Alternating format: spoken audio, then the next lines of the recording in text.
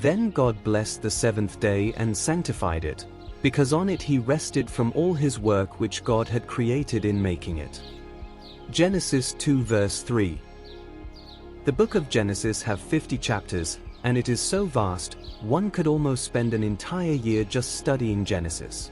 We go from nothing and the dark deep to creation and all its glory, to the sin of Adam and Eve, to rebellion from Babylon, the floods of Noah, Abraham, Isaac, Jacob and the 12 tribes, even up to where Israel ended up in Egypt.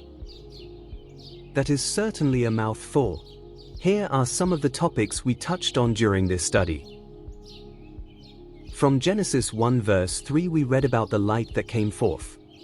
This word in Hebrew, or, is the same light the Hebrews experienced in the last plague later in Genesis 10 verse 23. Then God said, "Let there be an expanse, a firmament, in the midst of the waters, and let it separate the waters from the waters." Most translations rather use the word expanse, and then might add footnotes to say they mean firmament. In English, an expanse just sounds like the sky, something that is not visible. The Hebrew word is rakia, meaning an extended solid surface, a base for support. Interestingly, the earth, heaven and waters were already there in the beginning of creation. On day 2, Jehovah created the firmament to split the waters, to make this opening, expanse, between earth and heaven. Then God said, "Let there be lights in the expanse firmament of the heavens to separate the day from the night, and let them be for signs and for seasons and for days and years." The Hebrew word for seasons is not just the spring to autumn seasons. The word is modim, meaning an appointed time or place. Jehovah have since the beginning set up certain meetings or appointments. Then God blessed the seventh day and sanctified it, because on it he rested, Sabbath, from all his work which God had created in making it. If you see the word rest in the Bible, it will be the Hebrew word Sabbath, meaning to stop working, to rest and celebrate. Not only does Jehovah cease and celebrates his work, but he makes this an everlasting, forever instruction for everyone. The Hebrew word for Eden means pleasure, a place of delight.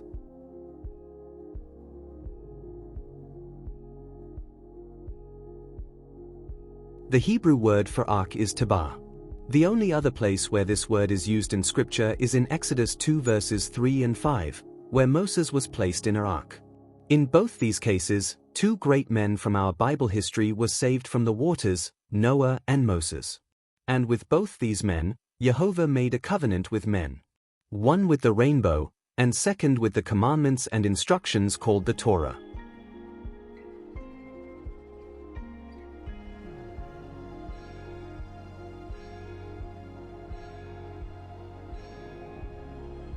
What was the motive for the Tower of Babel? Genesis 11 verse 4 says, "To make a name for ourselves."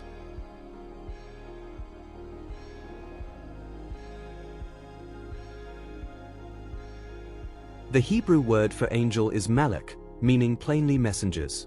These malach, bringing direct messages from Jehovah to people like Abraham, Jacob, Moses, Balaam, the prophets, and more. Interesting fact, the prophet Malachi's name comes from the root malach, meaning off-course messenger.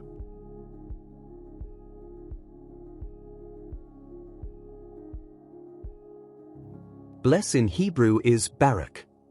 The word means to kneel or knee. And not necessarily a human knee, but the knee in a plant's shoot where new plants can be grafted in.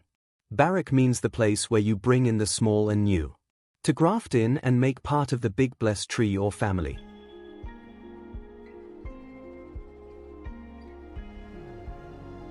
The Hebrew word Levi means to join, to become a part of. This word is also used in other verses like Isaiah 56 verse 6, which says, "Also the sons of the foreigner who join themselves to Jehovah, to serve him, and to love the name of Jehovah, to be his servants, all who guard the Sabbath, and not profane it, and hold fast to my covenant, them I shall bring to my set-apart mountain, and let them rejoice in my house of prayer." In Genesis 32 we read that Jacob was given a new name, Israel. Jacob's life was full of wrestles. With his brother, his uncle, his wives, and even with Jehovah. But he persevered, persisted and prevailed. He became Israel.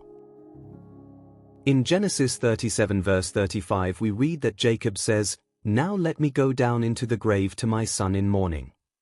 The word grave is actually Sheol in Hebrew. Sometimes Sheol is translated to grave, other times to hell. But neither grave or hell is the correct meaning. Sheol is a real place for the souls, a resting place. It is neither good or bad, it is where the souls rest and wait for judgment.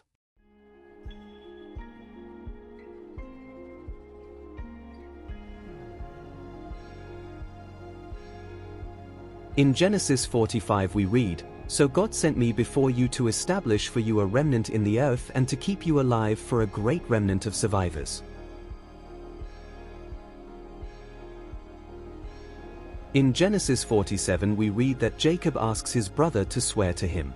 The word in Hebrew is saba, and interestingly the word also means 7. 7 is known as the complete number, fullness. Therefore to swear, you are binding yourself until the oath is completed. Ecclesiastes 5 verse 4 says, "When you make a vow to Elohim, do not delay to pay it, for he takes no pleasure in fools. Pay that which you have vowed." But in Matthew 5 we read that it is even better not to swear at all. Rather let your yes be yes and your no be no. Matthew 5 verse 33.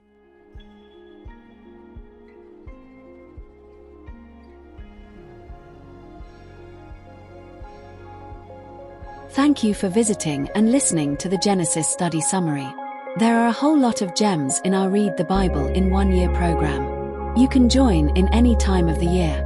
To receive the mails for this program, we will leave the link to email subscription in the description below. Please like this video if you found it interesting, and please subscribe to our channel so more people can receive some daily Bible gems.